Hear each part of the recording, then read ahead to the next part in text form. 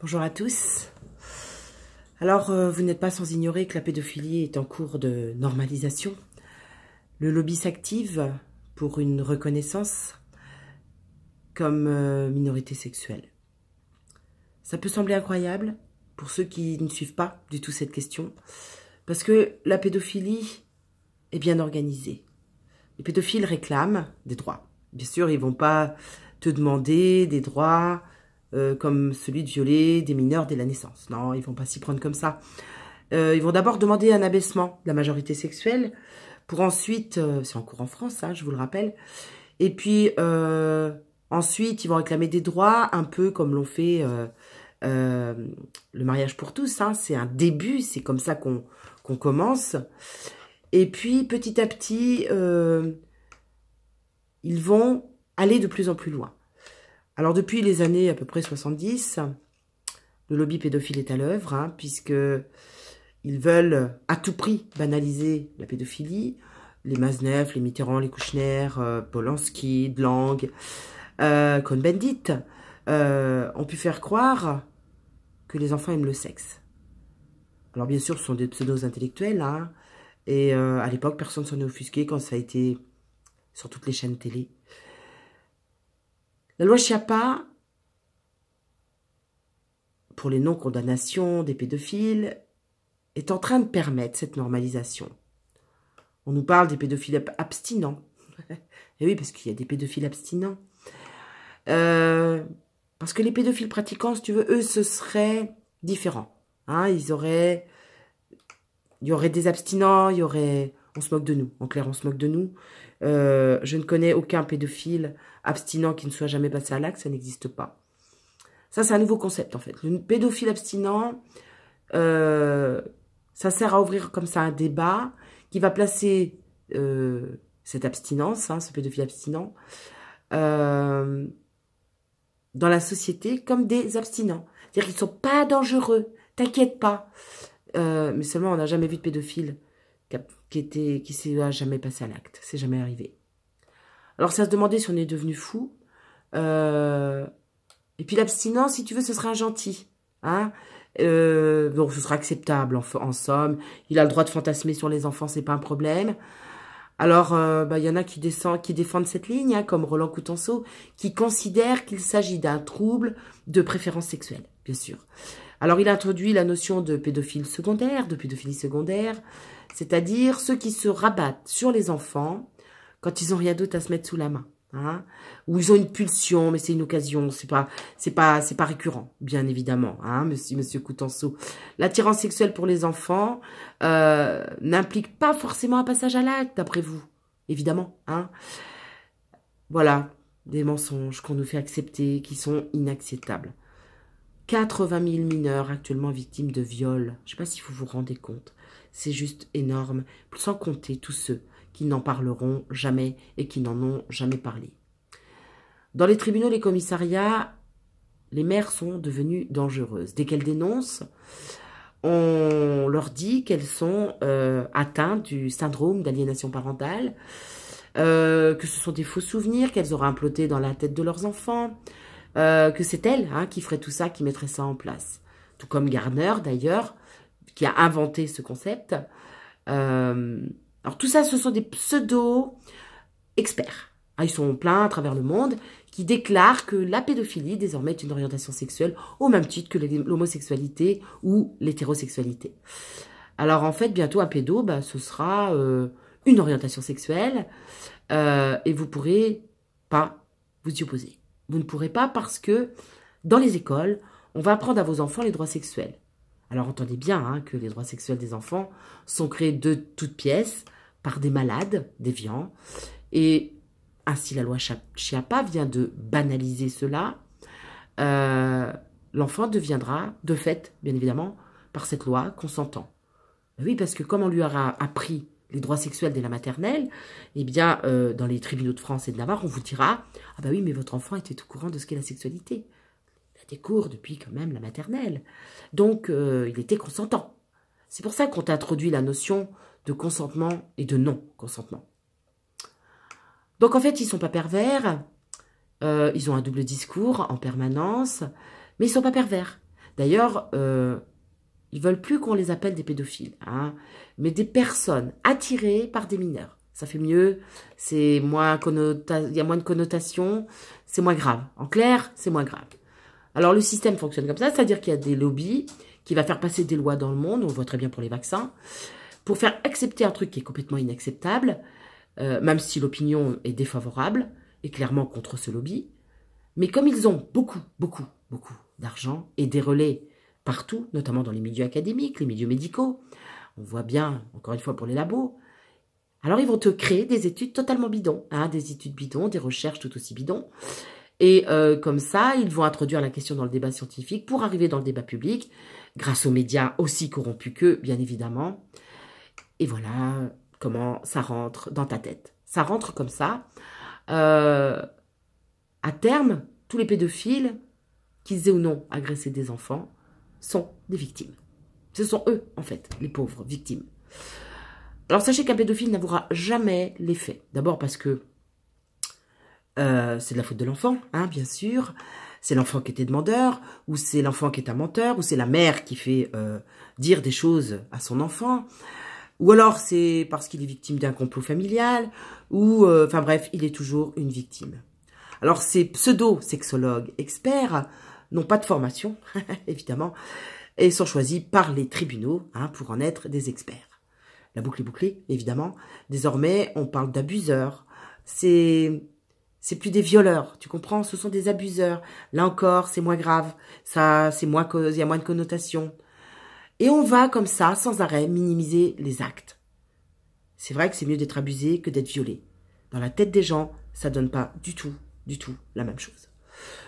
Alors, on a l'éducation sexuelle, selon Kinsey, qui a été impulsée par l'OMS, l'UNESCO, et qui vise à préparer les enfants, dès leur plus jeune âge, à la sexualité. Et grâce à cette propagande, les pseudo-scientifiques, adroitement relayés par les médias, vont s'en donner à cœur joie. Alors, on a des pédophiles acteurs, des pédophiles qui ne sont pas acteurs, ou encore des hommes sexuellement attirés par les enfants. Et la novlangue bat son plein, on parle d'attraction sexuelle. Et petit à petit, comme ça rentre comme une confusion dans ton esprit, afin que tu puisses accepter. D'ailleurs, tous ces mensonges, évidemment, rien de scientifique, mais comme ils sont dans le même délire, ils font la tournée des conférences et séminaires, et avec quelques interviews au passage pour répandre la bonne parole. Certains parviennent même à te dire que le pédophile n'est qu'un vice, et qu'il n'est un vice qu'en raison de la morale, bien évidemment. En clair, il supprime la morale, voilà, et devient pédophile. Petit à petit, ils parviennent à la culpabilisation, par la culpabilisation, à l'acceptation de la population. Alors au début des années 2010, le lobby a fait pression pour que la pédophilie soit définie comme un simple trouble, à défaut d'être sortie de la liste des pathologies mentales établie par l'American Psychiatric Association. Introduit dans le DSM en 1980, la pédophilie est alors un trouble psychosexuel. Et pour être pédophile, il fallait agresser régulièrement des mineurs ayant plus de 10 ans d'écart d'âge. En 89, la pédophilie devient un trouble sexuel qui peut être léger pour les abstinents, moyen passage à l'acte occasionnel ou sévère passage à l'acte répété. Et l'écart est passé à 5 ans dans le DSM-5. Le diagnostic de la pédophilie évolue, excluant ceux qui ne passent pas à l'acte. Avec le DSM-5, la pédophilie devient un trouble paraphilique quand il y a passage à l'acte, sinon ce n'est pas un trouble. Comme l'écrit Thierry Favre, psychanalyste, il a analysé cette évolution depuis 83, année de publication en français du DSM-3. La pédophilie qui inaugure sa première entrée dans cet ouvrage a connu une évolution notable qui l'a fait évoluer d'un paraphile totalement pathologique à une paraphilie qui peut être partiellement pathologique. C'est-à-dire qu'il présente un trouble paraphilique qualifié de trouble pédophile. La pédophilie peut désormais, selon l'APA, se vivre avec ou sans trouble, ce qui ouvre la voie à la dépsychiatrisation de la pédophilie. Et là, je ne sais pas si tu sens le piège, ça devient de plus en plus clair. On comprend que, selon le DSM, le fait de consommer de la pédopornographie n'implique pas forcément que le type est pédophile. Ouais. Mais qui consomme des viols de mineurs, d'enfants victimes. Voulez-vous me dire qui? Qui consomme ce genre de film? Bien sûr que ces personnes sont attirées. Et bien sûr que, de façon extrêmement déviante, par les enfants. Parce que moi, je vous mets au défi de regarder une seule de ces vidéos sans vomir. Donc, toutes ces personnes attirées par de tels films, avec de telles scènes, de facto pédophiles, évidemment, arrêtez de nous parler des abstinents et des non-abstinents. Ces gens font partie de la catégorie de pédophiles. C'est un fait avéré. La pédophilie ne peut pas être une simple orientation sexuelle. Prenez conscience qu'au fur et à mesure que l'éducation sexuelle va progresser dans nos écoles, via les cours, la pornographie, les livres, d'accès partout, ils sexualisent nos enfants dès leur plus jeune âge. L'opinion publique est le dernier rempart pour parvenir à faire de la pédophilie une banale affaire d'orientation sexuelle, qui ne relève pas du tout de la psychiatrie, qui donc doit être acceptable. La pédophilie, comme toute orientation sexuelle, sera établie avec un accord si vous laissez faire.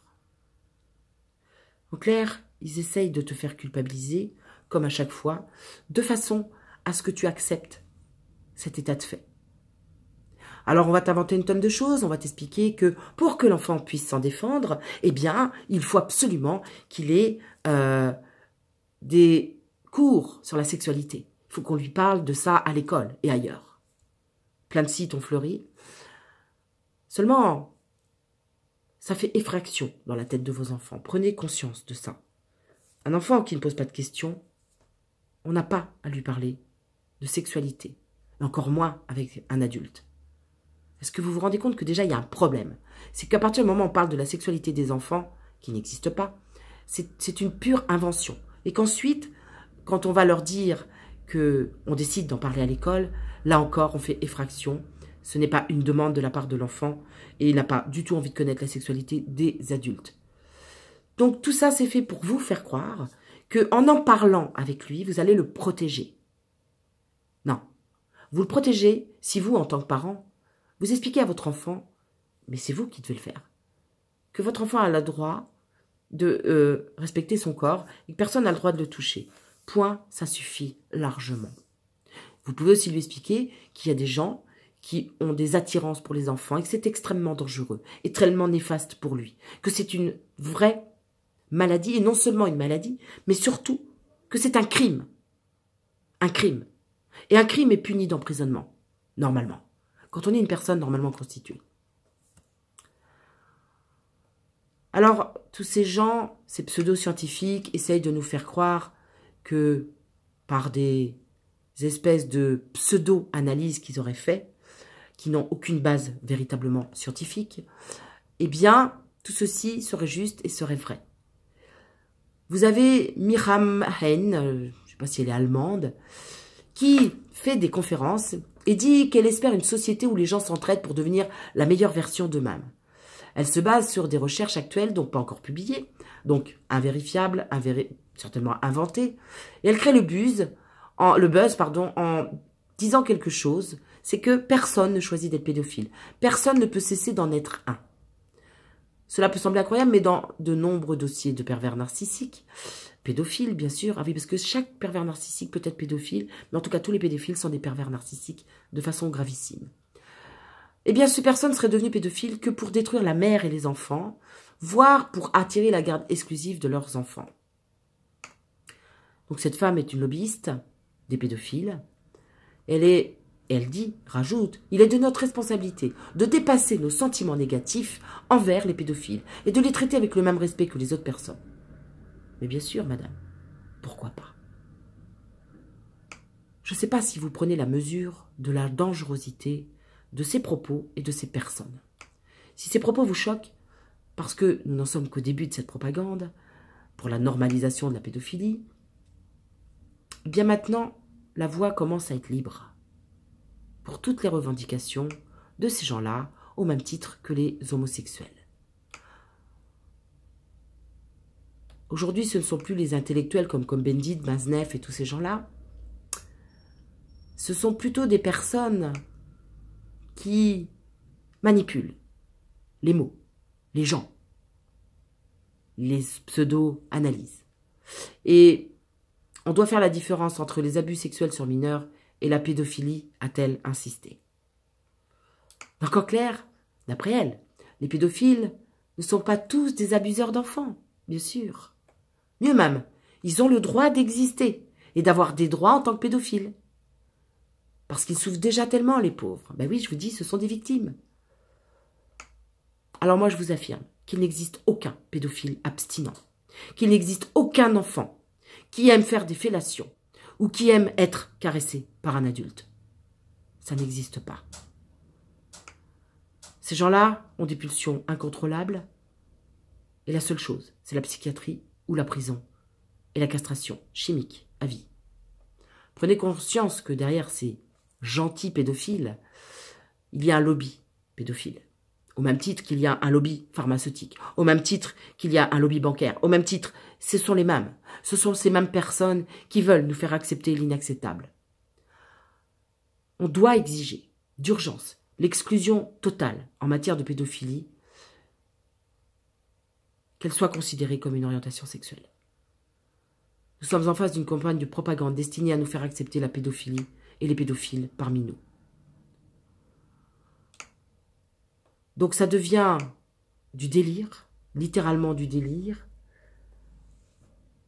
de faire croire aux gens que les enfants réclameraient de façon naturelle des relations sexuelles. De faire des lois qui sont favorables aux pédophiles, à commencer par la suppression de la majorité sexuelle, et de l'ancien procureur de la République de Paris, qui réclame aujourd'hui l'abaissement à l'âge de 13 ans. Les gentils pédophiles abstinents rêvent de pouvoir pratiquer. Et donc, à ce titre, essaie par tous les moyens de faire rentrer dans la tête des gens ce genre de concept qui n'existe pas que dans leur tête. Et ils s'appuient pour ça sur des gens qui seraient des pseudo-scientifiques. Sachez bien que c'est une question de temps avant qu'une partie des pédophiles revendique la liberté sexuelle des enfants. Ça aussi, c'est en cours au niveau de l'ONU, avec la notion des droits sexuels sans condition d'âge. Donc vous pouvez aller voir la déclaration sexuelle de l'ONU, l'IPPF. Et on peut même anticiper que les mères seront de plus en plus écartées de la vie de leurs enfants, et on le voit déjà dans les tribunaux de France, puisque systématiquement, les enfants sont remis aux parents maltraitants, voire pédophiles, sans problème. Un pédophile qui était très revendicatif, Jacques Duguay, qui a été condamné, a eu droit à une tribune, et il avait écrit ceci. Il a eu droit à une tribune. Pourquoi toujours considérer les enfants comme des demi-hommes dépendants et irresponsables? Ils aiment ça. Ils font comme tout le monde. Leur corps leur appartient. Ça ne leur fait aucun mal, ça ne leur fait que du bien, et ça ne porte préjudice à personne.